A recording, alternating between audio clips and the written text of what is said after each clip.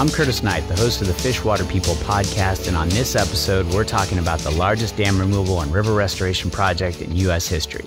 In fact, history is being made right now on the Klamath River.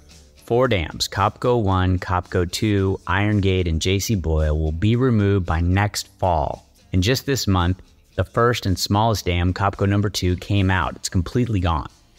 I can't stress enough how momentous this is. It's been a long-term project even for the players newest to the scene, and CalTrout is just one of the many partners who have been working towards this for a couple of decades. For us, it's beyond exciting to have broken ground on the world's largest salmon restoration project, but those most deeply involved are the tribes whose ancestral lands and histories have been intertwined with the Klamath watershed since time immemorial. I had the honor of visiting the site myself with both of our guests today, and it was amazing, it was gratifying, it was emotional, and it was really a bit surreal to see Copco 2 gone. So to do this subject justice, this episode will be longer than usual, and we have some great guests for a deep dive on the Klamath Dam Removal Project. We'll hear from Amy Cordalis, a member of the Yurok tribe, to talk about tribal empowerment, what a restored Klamath means to Native people, fish disease, and her optimism for a restored Klamath. We'll also pull in Mark Bransom of the Klamath River Renewal Corporation, and he'll walk us through the dam removal process in detail, talk about what we can expect from sediment release from the reservoirs and post-dam restoration activities. There's a lot to be said, so let's dive in. Welcome to the Fish, Water, People podcast. Pleasure to have you here. Happy to be here. I agree. It's a real pleasure. Yeah, let me introduce you to our listeners. You are a member of the Yurok tribe and formerly general counsel of the Yurok tribe and a staff attorney at the Native American Rights Fund. Now you're a principal to the Ridges to Riffles Conservation Fund, attorney for the Yurok tribe, and you're on numerous boards, including the Klamath River Renewal Corporation board. So I want to touch on all those things, but especially I'd love to hear about Ridges to Riffles and really what this is about, because it really sounds unique. It sounds really interesting. Thank you. Well, really happy to be here. And I love the title of the podcast. And I think we are both fish people. So this is an exciting moment to be together to talk about fish and the Klamath. So Ridges to Riffles, we call ourselves R2R. It's essentially an Indigenous conservation group. It's a new nonprofit. I founded it to really help the work that the Yurok tribe was doing on the Klamath to restore the salmon runs, to get in-stream flows into the river, habitat restoration, all of it. And it was started in concert with the Yurok tribe. You know, there was this idea that we needed to expand our legal work and advocacy on the river. So we wanted to create a new structure that could house that and also bring in some, philanthropic dollars to support the river's health and its restoration. And the cool thing is, we are very much focused on the Klamath River right now, but the model and sort of the bones to be able to serve Indian country is there. So I look forward to watching and also being a part of course, the organization grow and develop. And one other point there is what we learned through working with Yurok was that, Indigenous peoples have this traditional knowledge, right? And a different worldview around how humans and nature should interact. And oftentimes that worldview is not represented in natural resource law or natural resource management and policy. And so the idea was to create Ridges to Riffles to essentially get the kind of like technical and legal experts to the tribes to empower that voice, right? So that they can then lead in a way that's consistent with their own values and restore Indigenous landscapes once again. Sounds like it sort of follows your skill set too, because one of the things I wanted to ask you about is you're bridging both those worlds in a lot of ways, combining the traditional knowledge with the science and the law of the world that we kind of predominantly live in. How do you change that? How do you incorporate both those things? I hear a lot of that coming out of the approach with Ridges to Riffles. Yeah, I find myself translating in a lot of different circles, translating that indigenous knowledge to, non-native people, whether that be a congressman or woman or a NGO leader or a philanthropic representative. But then also it's an element of translating what I would call non-native ideas and values to native people too, so that we can have an understanding, that old saying, knowledge is power, right? And so being able to communicate in all those different circles and have an understanding of both worldviews, I think is really an empowering and also just powerful approach. Indigenous peoples of the Klamath have been there since time immemorial, so they've got thousands of years of anecdotal knowledge of how the ecosystem worked and how the species worked together. And that oftentimes is in our traditional stories, so if you know that, then you can talk to the elders and get those stories and then start piecing things back together of like, okay, well, what are our scientists observing now and how are things working, right? Then you sort of go forward to, okay, well, how do we make it work again? And I think that's where that bridge from the indigenous knowledge to sort of, maybe you could call it modern knowledge, whether that's science or law, you come together. And really, I think that's how you get a really strong outcome, because you're taking sort of the best of all of what the universe has to offer and then trying to implement that in terms of a natural resource management approach. Well, let's transition then. Let's talk about this project, this Klamath Dam Removal Project. I think a lot of our listeners know about the long-term push. And when I say long-term to our constituents, it's like, we've been working on this for 2 decades. But I think when you say you've been working on this for a long time, you have a different time frame. Well, when you've been on the river since time immemorial, you tend to have a different time frame. Yeah, that's it. Yeah, that's it right there. Yeah, well, I mean, it's really exciting because it's the largest dam removal project in history, largest river restoration project in history. I think since Yurok understood there was an Iron Gate Dam on our river and that it was built without fish ladders and, was preventing our salmon from going home, we have worked to remove those dams, right? And I always say that the name Iron Gate Dam is so symbolic of, that's the lowest dam. And that's the end of the road for salmon, right? And, for us, it's really a symbol of colonization and all the hard things that we as people went through. By about, I think it was around 1904, 1910, about 90% of California indigenous peoples had been murdered. 90%. There were only 10% that remained. And, the Yurok people were one of the very few of even that 10% that were able to remain in our homelands, right? Now here we are about 100 years later, and there's only about, 1 to 5% of the historical Klamath salmon runs left. So the people, the fish have gone through this really traumatic time of colonization, and removing those dams is a way of recovering. It's a way of decolonizing ourselves, decolonizing the river. And, that process has been in play ever since, settlers came to our area, really.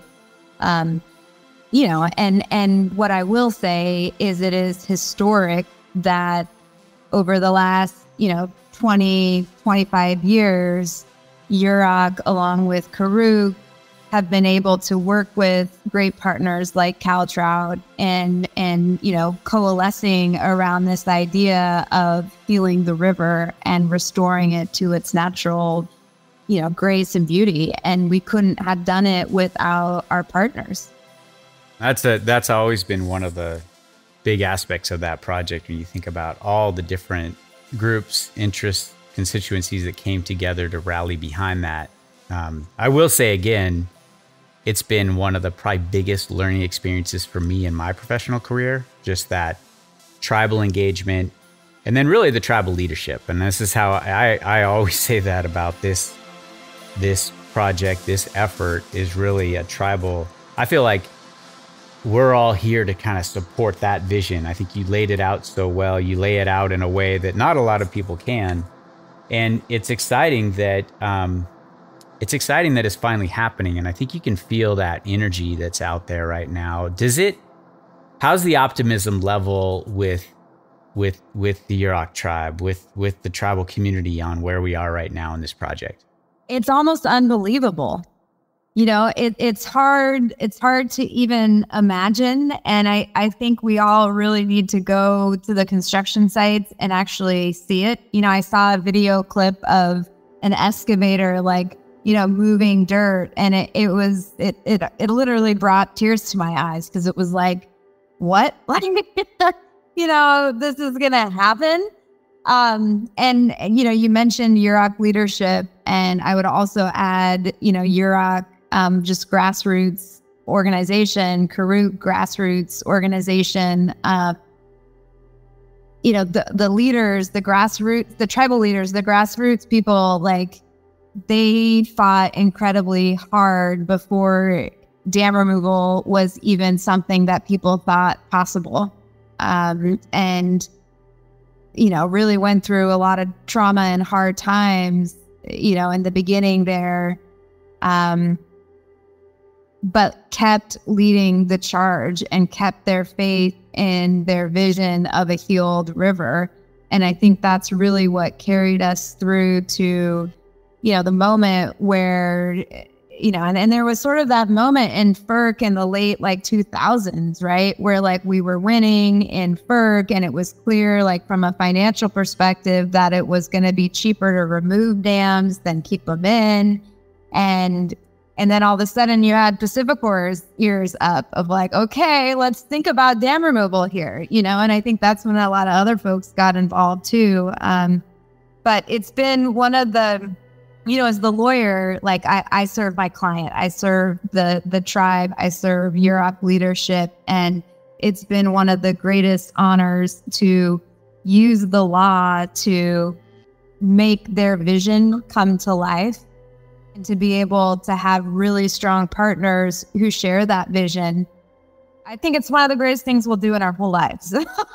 Yeah, it's probably true. Yeah. And I think you touched on, again, combining the two worlds is a sort of a crude way to put it, but it's like, you know, using the law that's out there to then advance this vision that is there to try to move that forward. It's so interesting to reflect on the twists and turns that happen. And like you said, it is sometimes hard to believe it's happening, but just to remind everybody what's actually happening right now and what we expect to happen January, February, March of next year. Oh man, it's on is what I'll say. I mean, we got diggers, we got yellow machines moving earth. It's going to be so exciting to see. I mean, reservoir drawdown, sediment starting to move around, doing all that it's going to do, all the uncertainty around that, all the changes that are going to occur. I live in Siskiyou County, and, you know, Siskiyou County hasn't always been, still not always collectively on board with the whole thing happening in their county. But I think certainly in the last couple of years, things have shifted a lot, even here locally, to be more curious of what is going to happen. How is this going to take place? How is this going to affect the river? For good reason. It's a huge undertaking, and it's really hard to grasp the scope of it all. So let's switch gears and welcome the man with all the answers, Mark Bransom. All right, welcome to the Fish Water People podcast. Thanks, Kurt. It's great to be with you today. So, Mark, you are the Chief Executive Officer of the Klamath River Renewal Corporation. Why don't you give us a little background on who you are and what you do? Well, bringing to this project about 25 or 30 years, I hate to think how long it's actually been, of work around hydroelectric facilities and habitat restoration work. Started out doing a lot of water supply planning and environmental restoration work on major water infrastructure projects in the northwestern United States. This is what really ultimately led me to this position, was that experience working around hydroelectric facilities and working on the accompanying habitat restoration. I've been involved in a lot of projects in the Pacific Northwest, including the Snake and Columbia River system over those decades of work. Tracking this project over the last couple of decades as it moved from sort of the early thinking into the implementation, and just really pleased to be part of this monumental undertaking.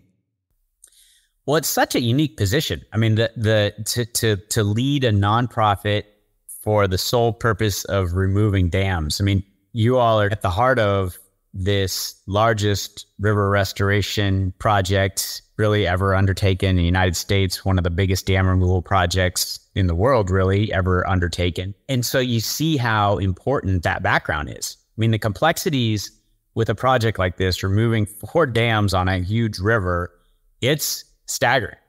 Yeah, it really is an amazing undertaking, and it would have been a complicated enough undertaking if you'd handed the responsibility for doing this to an organization that had done it even one time before. But the unique, characteristic of this is that the Renewal Corporation was formed directly out of the amended Klamath Hydroelectric Settlement Agreement for the sole purpose of taking ownership of the facilities, getting approval for the decommissioning plans, obtaining all of the other necessary permits, approvals, and authorizations, and then overseeing the project, to its successful completion within a certain budget and hopefully within, a certain schedule driven in large part by the regulatory process that, that we undertook. But it is a very unique position for a small nonprofit that's very narrowly focused on one mission, one specific project, that is the decommissioning of the Lower Klamath Hydroelectric project under the jurisdiction of the Federal Energy Regulatory Commission. And had an entity had some experience with it, going through another project or two, it probably would have facilitated, a slightly different process. But we brought a lot of expertise, a lot of experience through the board of directors and the signatory groups. And so far, so good. I mean, we have a long way to go and a lot of work, but I couldn't be, more pleased with where we are today and how well things are going. Yeah, in a lot of ways, just getting started. I mean, we had a board meeting a couple weeks ago where the highlight, of course, was actually getting out and touring what was going on, what was going on in the dams right there. And obviously, I'd love for you to talk a little bit about the progress being made with COPCO 2, with actually removing one of the dams. Also, I was just blown away at the amount of activity up and down that stretch of the river from Iron Gate to COPCO that's happening right now, as far as the number of people there on site, the amount of trucks and heavy equipment moving around. I mean, it is happening.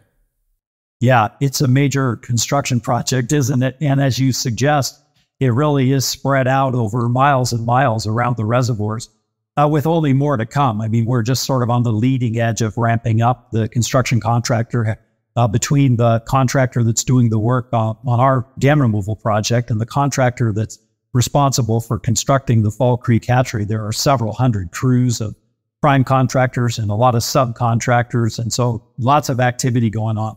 But it was a real pleasure to be out with the board and have the opportunity to take the board out and tour the work at the COPCO number 2. It really was visually stunning, wasn't it, to see the removal activity, to get out of the gate this quickly and see COPCO number 2, the small diversion dam, more or less completely removed from the river. I will just note that I couldn't have been more pleased to stand there with our tribal board members and just sort of watch and observe their reaction to seeing the first of the 4 dams come down and that small step toward restoring some balance to the Klamath River and these, many communities that rely on the health of the river and the future abundance of the river once again. So really touching to be out there and see that work. Of course, what we saw was that the contractor had made significant progress in the physical removal of COPCO number 2. They'd removed all the gates and the superstructure. They had knocked down all of the bay walls and had started working on removal of the spillway weir itself.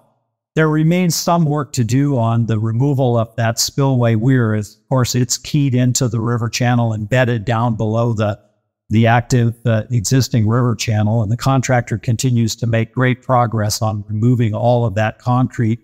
The next phase of work that they're going to be doing there, Curtis, will be basically working on the diversion headworks. They've already plugged off the inlet side of that diversion tunnel where the bulk of the Klamath River flow that was impounded behind Copco number 2 was diverted into that tunnel, through the mountain, came out the other side of the mountain into a large wood stave penstock, into a second tunnel through another mountain ridge, and then ultimately out into some steel penstocks, and then down to the Copco number 2 powerhouse, which, as the crow flies, lies a little bit more than a mile away from the dam itself. So all of that work for the diversion structure and facilities needs to be attended to as well. So over the coming weeks and couple of months, leading up to probably around Labor Day, the contractor will be finishing up working on that diversion tunnel headworks. They're going to try to do a little bit of work to ensure that critters and humans don't access that tunnel. Want to try to create a little bit more of an erosion-proof structure there to protect that inlet work, and kind of do some additional work to try to make it blend into the landscape a little bit more and kind of eliminate some of that engineered and constructed look that it has with that big steel framework around the inlet tunnel. But a little bit more work to do, and ultimately that will be completely out of the river. And, unless you really know what you're looking for, years down the road, people won't even know that there used to be a dam standing there. That's amazing. And you describe all that, and this is the small one. This is like the easy one to get rid of, but it speaks to the complexity that is involved even with that.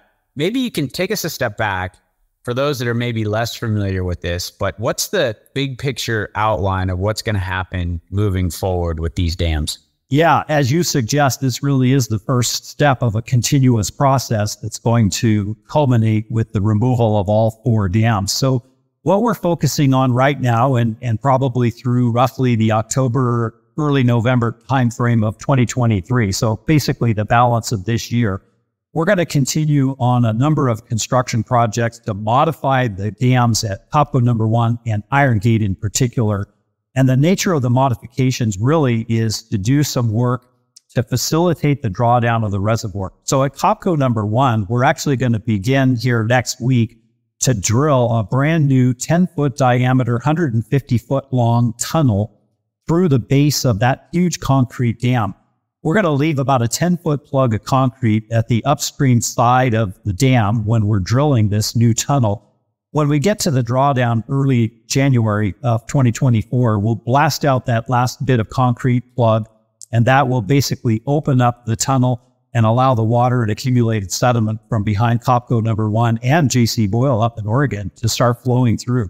We're going to do some similar work down at Iron Gate. There's an existing low-level tunnel at Iron Gate Dam, but we need to do some structural improvements and some hydraulic improvements on that tunnel to ensure that all that water and sediment that's going to be flowing through there will flow unimpeded, that we won't have any issues there with the tunnel being constricted or constrained, because Iron Gate, of course, is the most downriver of the 4 dams, and everything that's upriver from there is going to pass through that opening at the downstream side of Iron Gate Dam.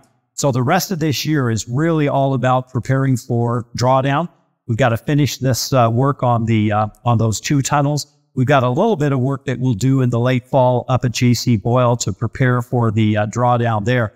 That as we get into the beginning of 2024. Of course, the first week of January, we'll terminate all the power operations at the 3 powerhouses. So Kiewit will get started then. As soon as the power production is ceased, we'll start dismantling some of the permanent facilities. But really, the big moment comes probably the second week of January, when we will open up all those tunnels and start the drawdown of the reservoirs. Again, that's intended to mobilize all of that accumulated sediment and evacuate all of that sediment and water behind Boyle, Copco 1, and Iron Gate Dam. All that material is basically going to be flowing down the river, and that's the way we're going to drain out these reservoirs and get ready for dam removal. Wow. Wow. That is awesome. So between now and the end of the year, it's all about setting up the infrastructure in those reservoirs so that you can draw them down. And the drawdown, I think you were describing that the drawdown sort of takes place slowly over several months. There's going to be a lot of sediment moving. So talk a little bit about what we know about how much sediment, what we expect that sediment to do, some of the things we expect to see downstream, some of the things we expect to see in the reservoirs themselves.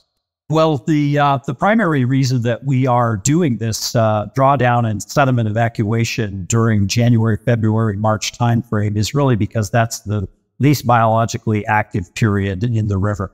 And we want to do everything we can to minimize the biological impacts. We are going to have some impacts. We're going to have very, very high turbidity.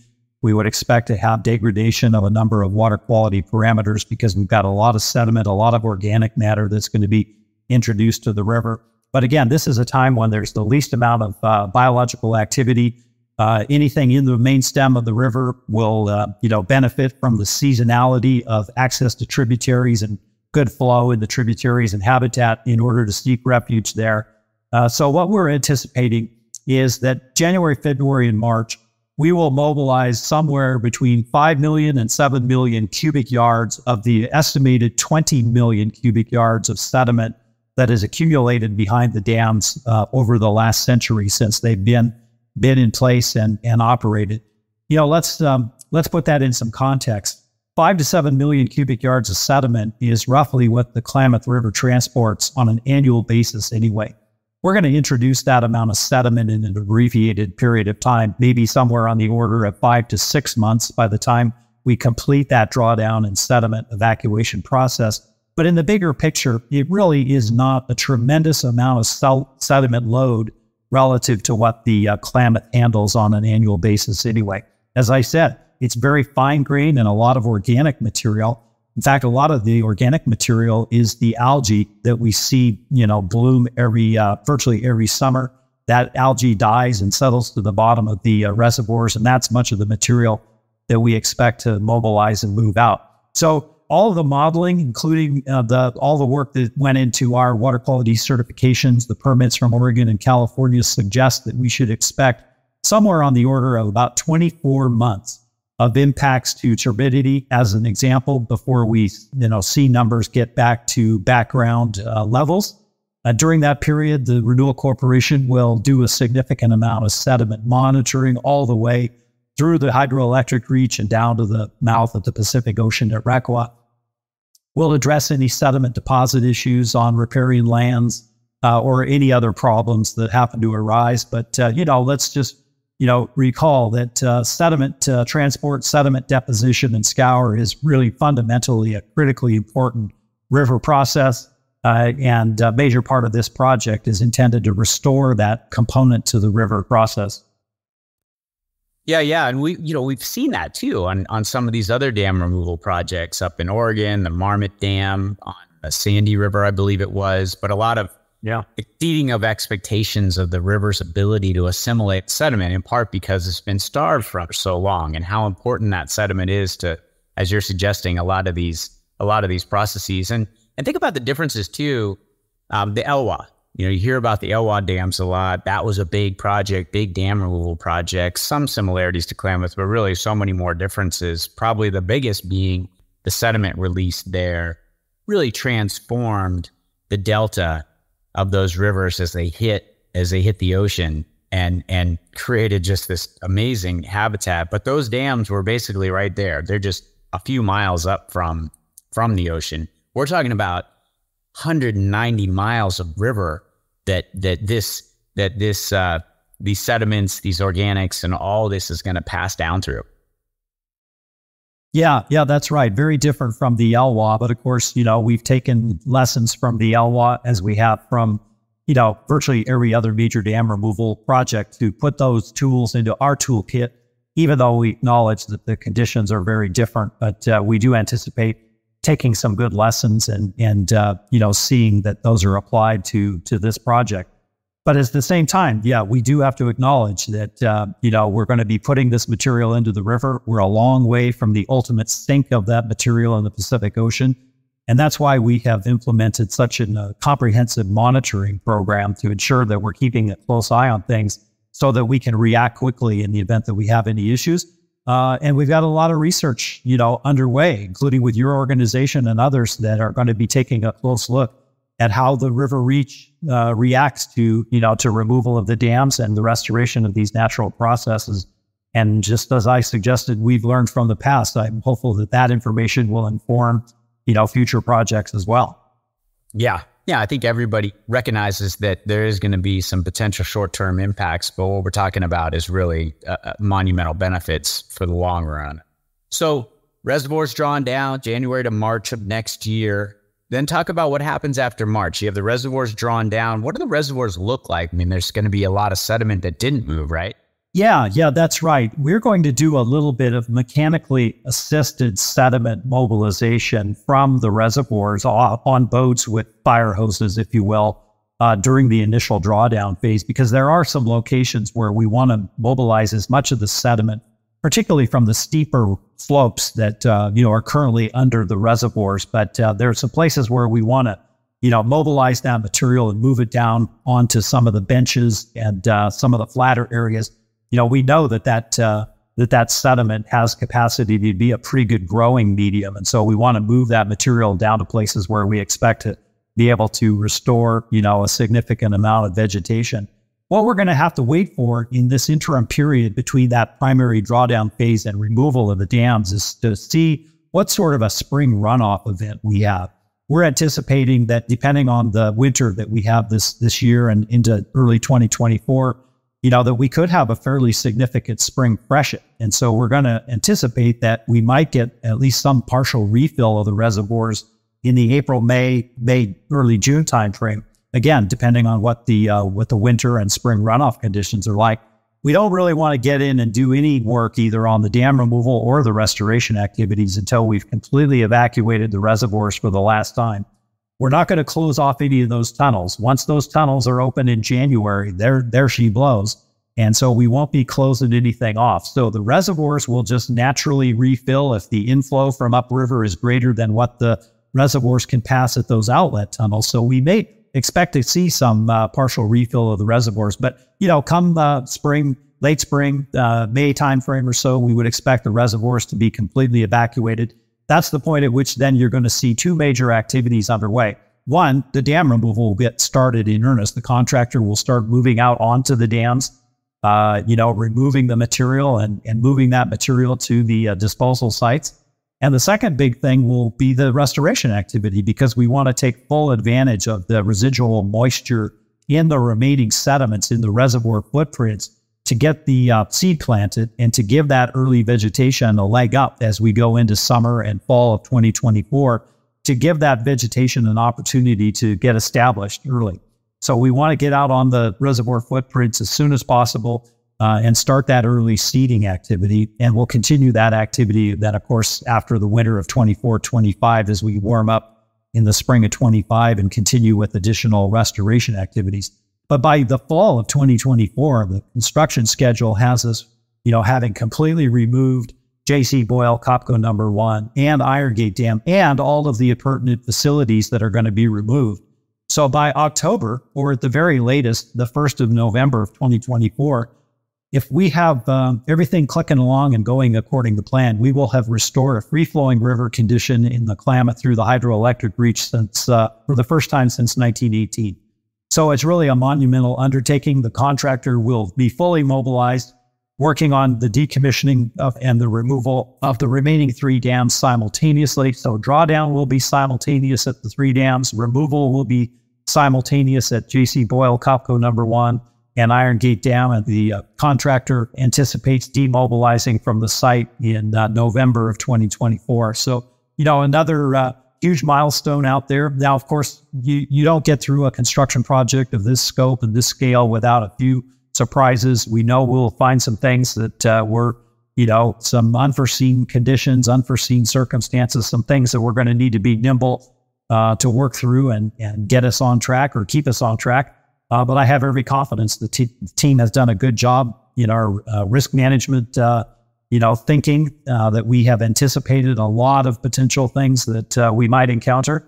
We have contingency plans in place. We didn't write 44 management plans and 16 sub-plans, without thinking about risk and scenarios and unforeseen conditions. And so again, I'm very confident that the team stands ready to address these things, be nimble, be quick, and move on so that, come October, November 2024, we can stand back and acknowledge that we've reestablished a free-flowing condition and the restoration activities are well underway, with a goal of having, basically all the restoration work done in the 2025, early 2026 timeframe, and then moving into the monitoring and so on. It really just underscores the amazing complexity there too. And just seeing the level of activity that was associated with what's happening there right now with Copco 2 being removed, plus a lot of this prep work that you're talking about too. I can't even imagine the level of activity that's going to be taking place while there's simultaneously 3 of the biggest dams we've ever removed in the United States being removed at the same time. That's nuts. And I think maybe just give us a little insight on how that might be done. I know each of the dams are so different, but maybe I think most of our listeners, most people have seen Iron Gate, and most people haven't seen the other ones because they're really hard to get to. But Iron Gate especially, most people have seen that. It's a big pile of red rocks with a spillway. How do you go about removing a structure like that? Yeah, so let's start at Iron Gate and work our way upriver because they are all different. And so the construction decommissioning approach varies by the makeup of each of those dams. As you say, Iron Gate it's an earthen dam.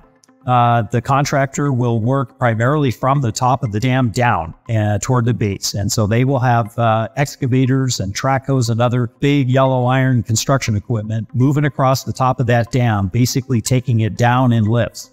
They'll have a series of those big, large mining scale dump trucks that will come across the dam and will be filled with that earthen material. And then those trucks will make a one-directional loop out to the disposal sites. So a couple of places that material is going to go. We're going to fill in that spillway with about 1/3 of the material from the dam. We're going to fill in most of the spillway. We'll cover it with some native vegetation. We'll take off all of that concrete work at the base of the dam, try to create a little bit more natural landscape feature there. One of the coolest things I think about this project is that the majority of the earthen material from Iron Gate is going to go back in the original hole in the ground where it was mined to build the dam in the first place. So it's going back into the original borrow pit, and we'll contour that. We'll plant it with native vegetation, and that great big hole you can see from outer space will take on a much more natural landscape look. So earthen dam coming down from the top. Copco number 1, a massive concrete dam. One of the amazing facts about Copco number 1 is that dam is as tall below the river as it is tall above the river.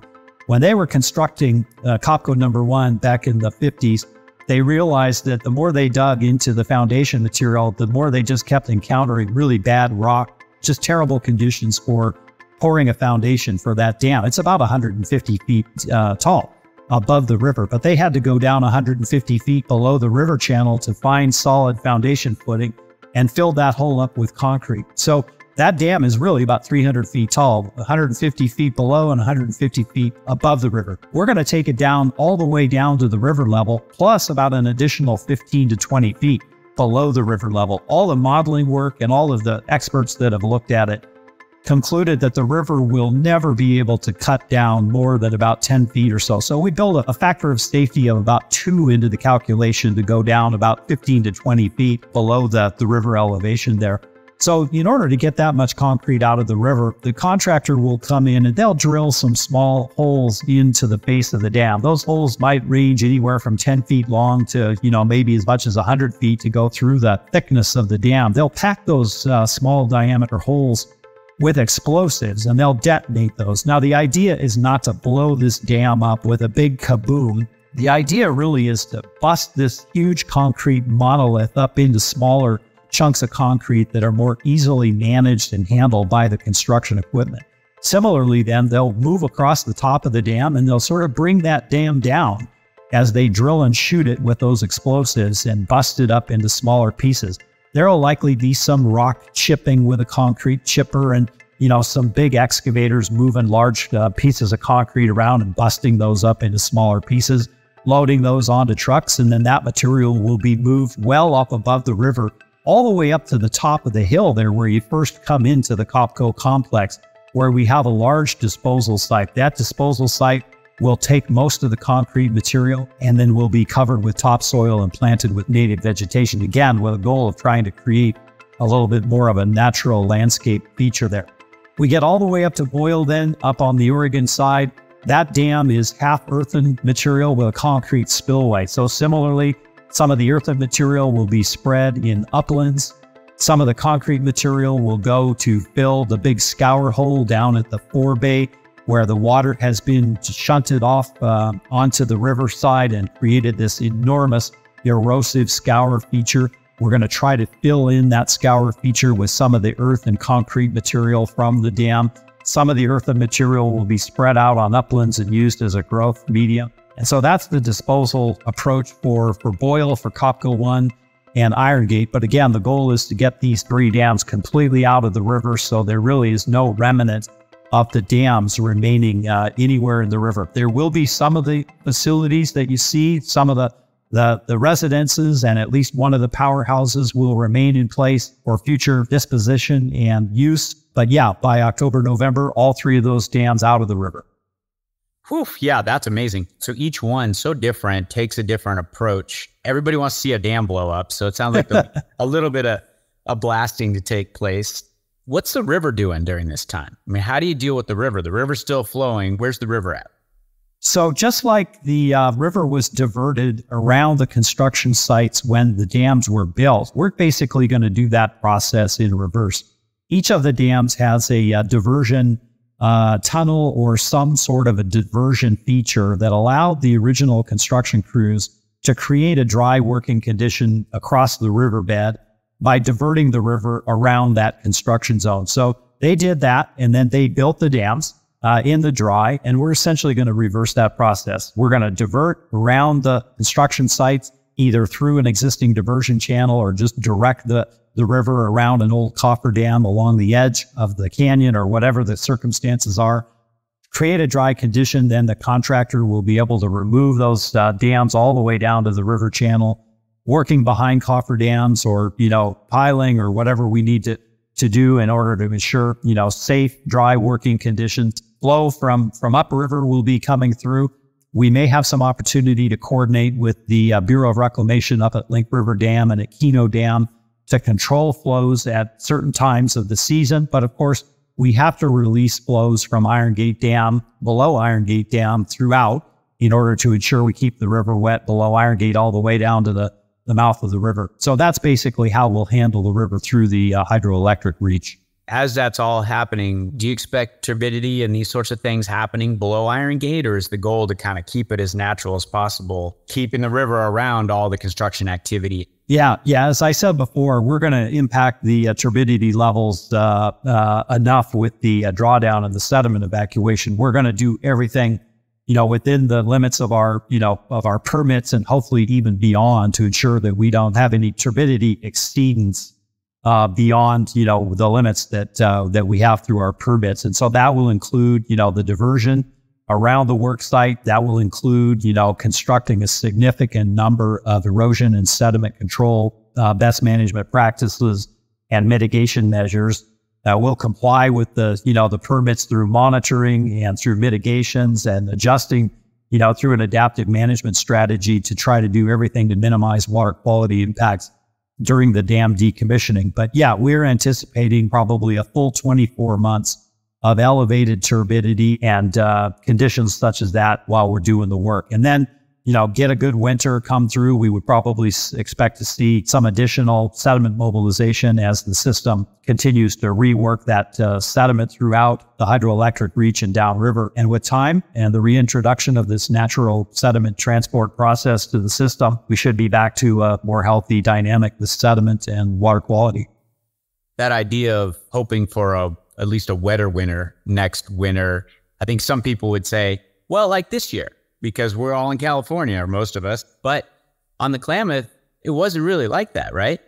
Yeah, that's right. It was a little bit above long-term average, whatever that data point means, which means less and less, anymore. But yeah, for context, it was not a tremendously, wet season or significant snowpack, well above average or anything like that. So for all of our planning purposes and engineering and construction planning, we looked at a dry year, an average year, and a wet year so that we built scenarios for virtually any hydrologic condition that we might anticipate. We're gearing up conversations and coordination with the Bureau of Reclamation and others on their 2024 operations of the Klamath Irrigation Project and their compliance with the biological opinion flows that currently pass through the hydroelectric project and downriver, because we need that close coordination with the Bureau of Reclamation so we can ensure that their operations can be carried out successfully with the overlay of our requirements for construction and so on. So really close coordination over the coming weeks and months with the Bureau on that particular topic. All right, so the dams are gone, the river's free flowing. Talk a little bit more about the restoration activities. There's a big part of the total project dollar amount is restoring the reservoir footprint, basically, right? Yeah, that's right. I mean, people often think about this as the, kind of the largest dam removal project, but we can't overplay the significance of the restoration component. So yeah, you're right. I mean, we've got about 2,500 acres of reservoir footprint today, and about 2,200 acres of that will receive some form of direct restoration activity starting in the summer of 2024, continuing probably out through 2025 and into 2026 as needed. And that's a significant amount of work. So the primary focus in the early period will be on establishing native vegetation in the reservoir footprints. That will be followed by ensuring that we have good tributary connectivity. We want to make sure that there aren't any, sediment deposition, no sediment bands or any blockages at those tributary mouths, so that we can ensure passage upstream and downstream, and we get the advantage of all that good water coming back into the main stem of the Klamath River. So there will be some tributary connectivity work. One of the big parts of this, is the amount of seed that it takes to plant 2,200 acres of ground. So going back into, probably the 2018, 2019 timeframe, we started collecting hundreds of pounds of seed every year. We take that seed to nurseries that are basically getting significant seed lift, if you will, by planting that seed, growing plants and harvesting the seed from those plants, and then doing it over and over again. I think we've got 5 commercial scale nurseries that are basically preparing for this landscape scale revegetation effort. I think the goal is something like 80 to 100 seeds per square foot of ground across 2,200 acres.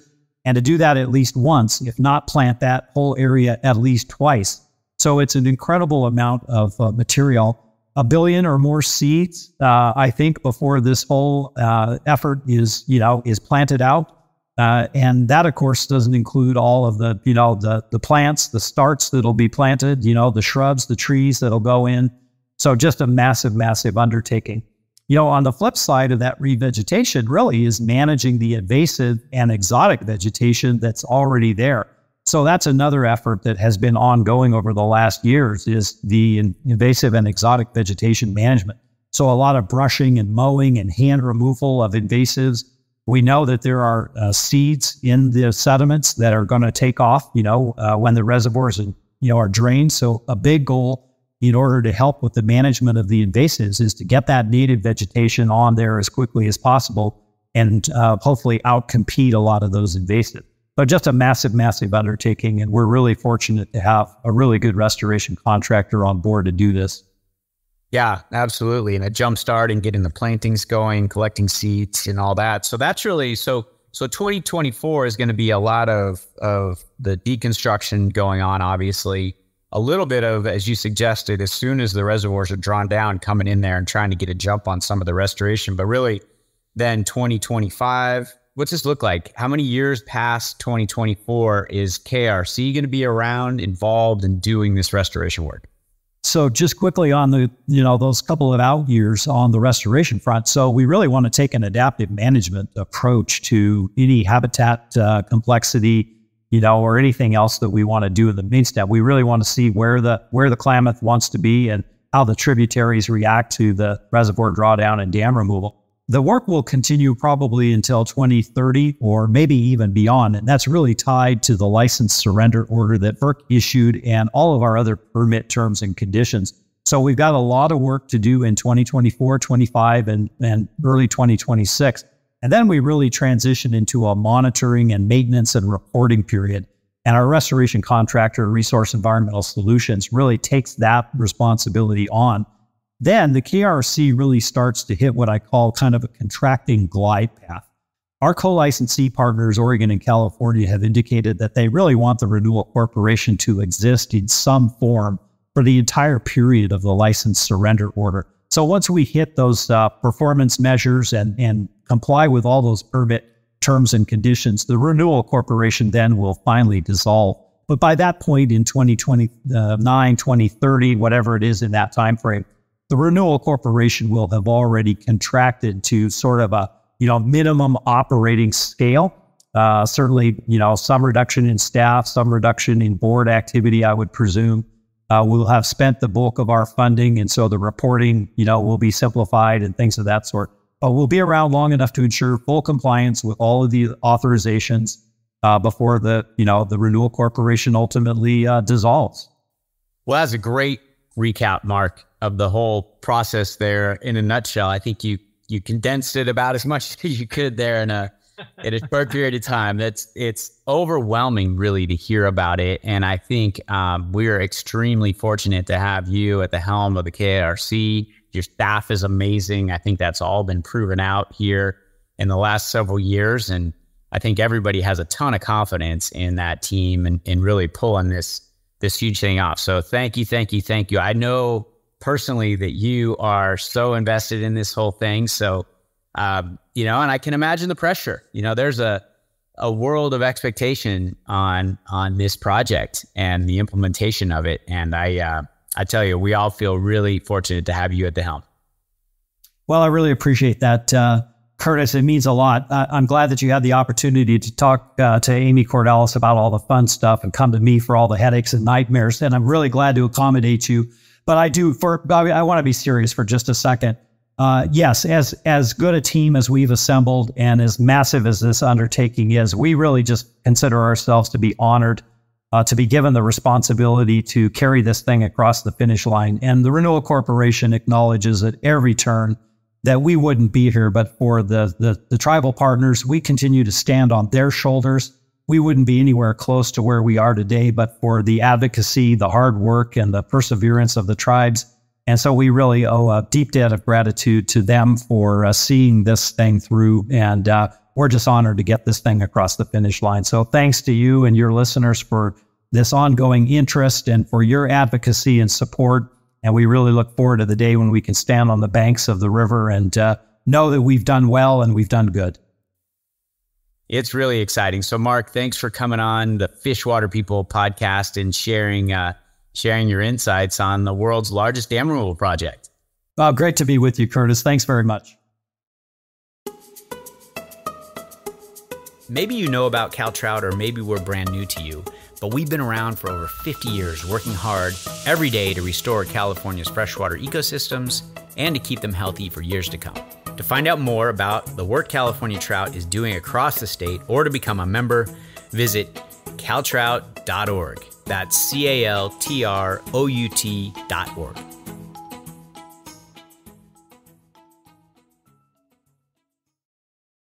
We're back with Amy Cordalis, and now what we can expect to see after dam removal. Dam removal is just the beginning. We remove the concrete, we remove the rebar, anything there, the sediment goes down, and we have an open, free flowing Klamath River, for the first time in, 100 and some years. And the river will heal itself beyond any of our expectations.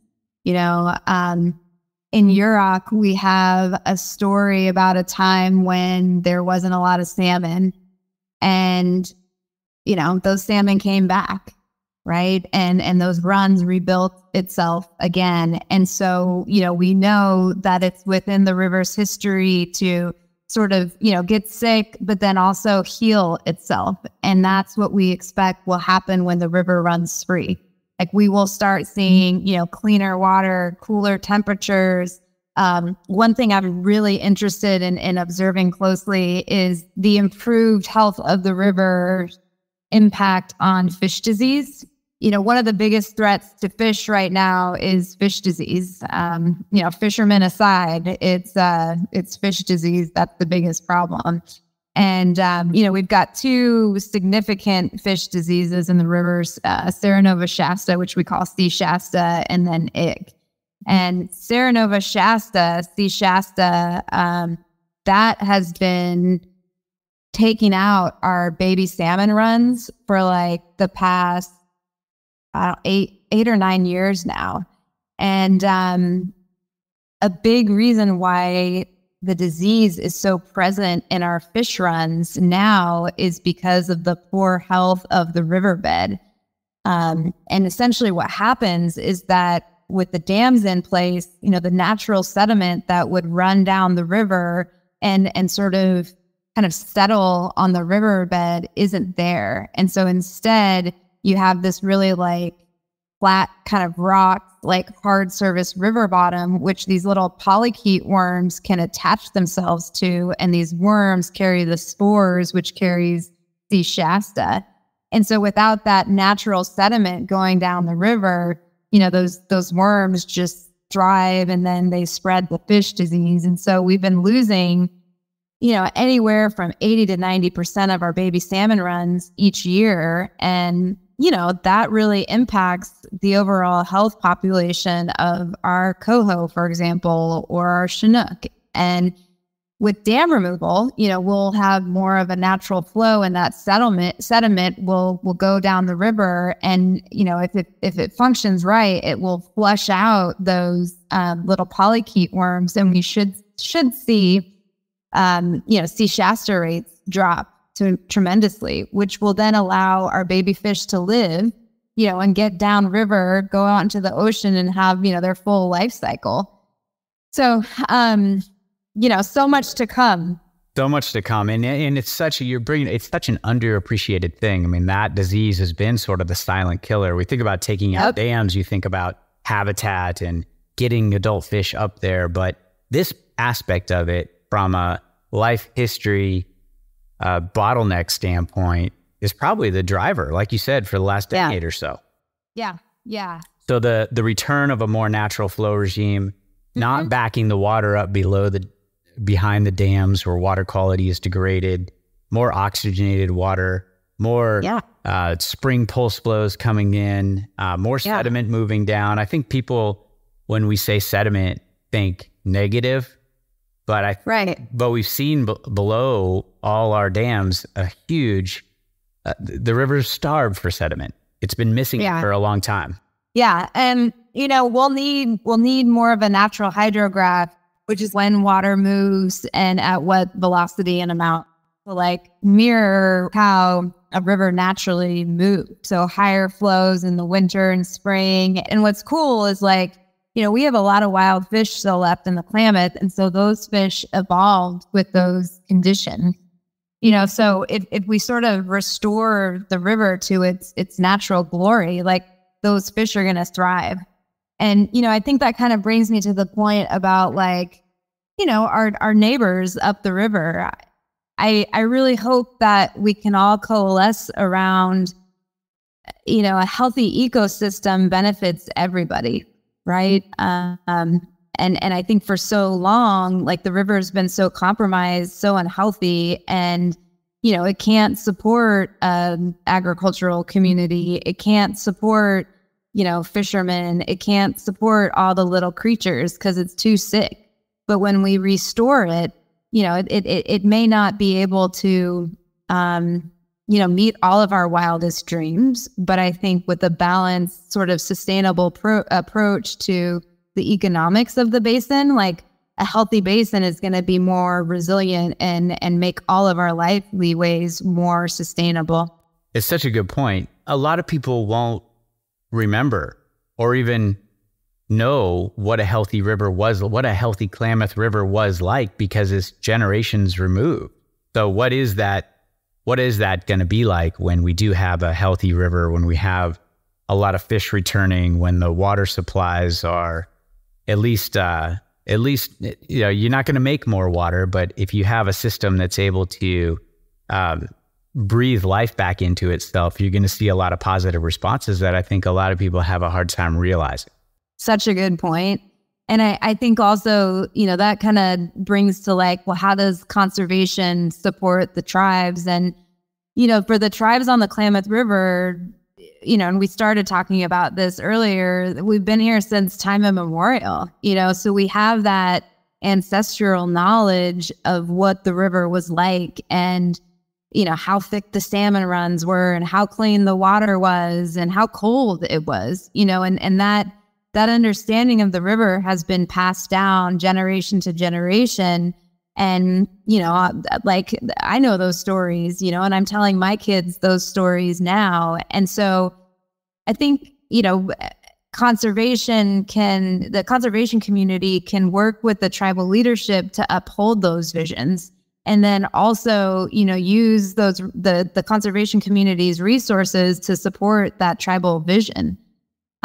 We have a saying that says, see from the mountain.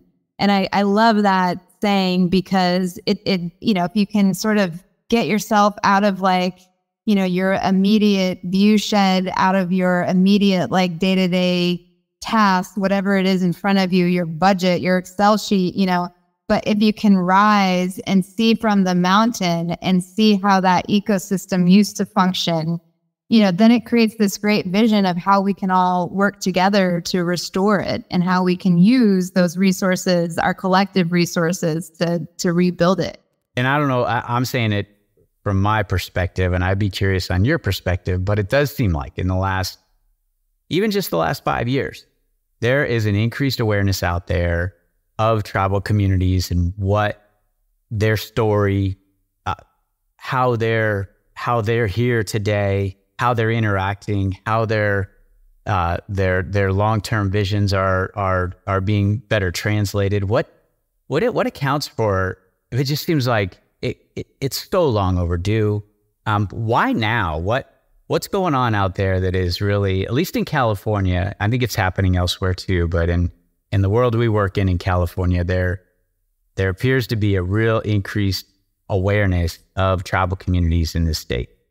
Yeah, I think it's twofold. One from Indian country's perspective, each generation of Indian people in California is this is true for California.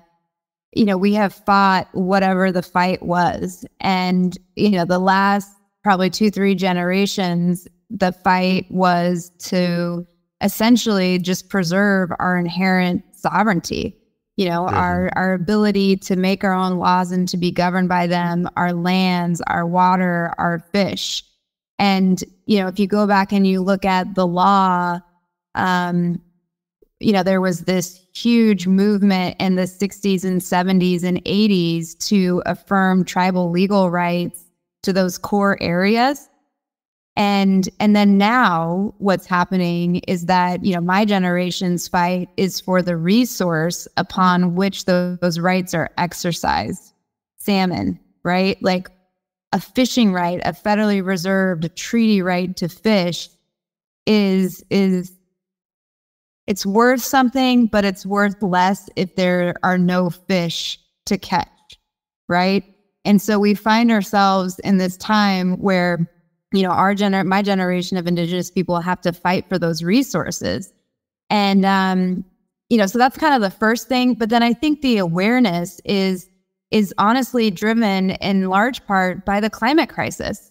Like we are hungry for new solutions. And I think there's beginning to be an acknowledgement of current natural resource management, even like a lot of modern science, policies, this idea of like we can extract from nature without consequence, like all of that is coming to an end because we're getting really bad outcomes. The Klamath runs are a case in point again, like down to 1% to 3% of those fish runs. And, across the world, we're seeing sort of the same kind of thing with respect to biodiversity. And of course, there's global warming. And, And luckily, it appears that humanity is has a big enough heart to look to its first peoples to say, what do you know? And to listen. Yeah. Yeah, absolutely. Yeah, it's like it's all coming to a head. So you kind of look back to say, hey, how did you do it for thousands and thousands of years? Because what we've tried for the last 150 is not working out so well in some arenas, right? Yeah, well said. That's exactly what it is. Yeah. Yep. That's really interesting. That is such a great point. I think climate change sort of tightens the ratchet on so many things. And I really like your description too of sort of how it's been an evolution to get to the point where you are today. The foundation has been slowly built to be able to get to the point where tribal communities are today, especially in California. That's a really interesting progression there. And I would also add too, it's strong leadership by, California's politicians, but then also, tribal leadership. Tribes have become incredibly politically savvy, and, to their credit, the Newsom administration is listening, and that I think the Klamath too demonstrates that we get better outcomes for business, people, and environment when we work with tribal governments, and when the states empower tribal voices and rights. What I hear too from you is that I hear a lot of optimism, which you don't always hear when we're talking about water and fish, especially in California. You don't hear a lot of that. And it's really powerful to hear you sort of describe a positive optimism-based vision and how important that vision can be. Because if you don't have it, then it's hard to tell really what you're trying to strive for. Is that what you're getting at with that vision? Yeah. And how we can rely on each other for like important different pieces of making that vision again, and the tribal leaders can offer that vision because they have that ancestral knowledge, but maybe they lack the technical capacity or the funding, but together collectively we have all those things. We have the vision, we have the capacity, the funding, the determination, and so if you can put all that together, there's nothing we can't do, including the world's largest dam removal project. Well, Amy, I just want to thank you for joining the podcast and talking about it. Your perspective is quite inspiring. Well, thank you for the opportunity to talk with you all. And thank you to you and to CalTrout for all the great work you do on the Klamath. It makes a difference.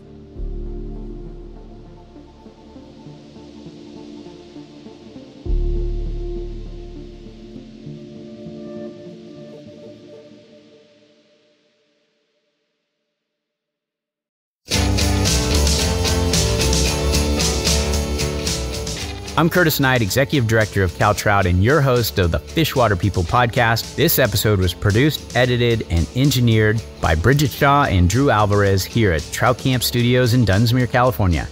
Thanks so much to Amy Cordalis and Mark Bransom for making this episode possible. And as always, many, many thanks to Wilco for our theme music. Thanks for listening.